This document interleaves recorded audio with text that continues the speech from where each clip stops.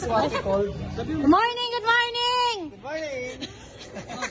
Okay, this is what we call the lifestyles massager. So, tatry natin sa balikat.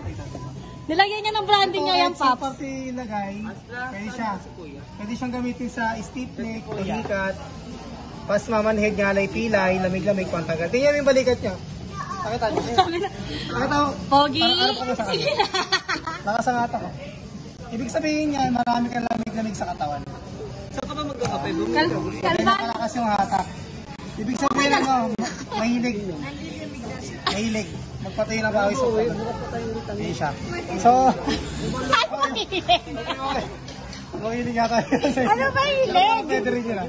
So, ito. Lakasan natin, Pops. Wag. Baka bigla siya. Sa ano to, sa kakilala ko yung mahilig uminom ng alak, patanggal siya ng hangover. Dati mo yung dinedemuhan. Kung may kakilala kang high blood or low blood, pang-panormalize ang dugo. Kasi utak ko na, hindi na didistract ko. Nice. Nawan, dikit mo lang sa tiyan.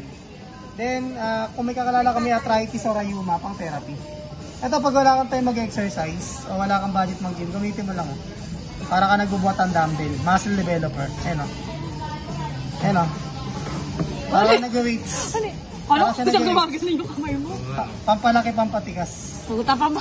Sa muscle. Kapag tinanggal to, ganito na ako ng ganito, ha? Pampalaki, pampatigas yan. Para sa mahilig, papalaki. Pag ginamit mo to, sir, Ano ba yan?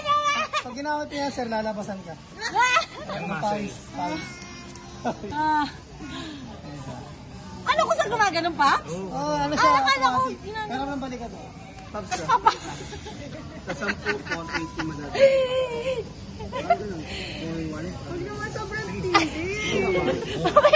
Number 1 lang yan. Mamaya mag-tiktok kayo.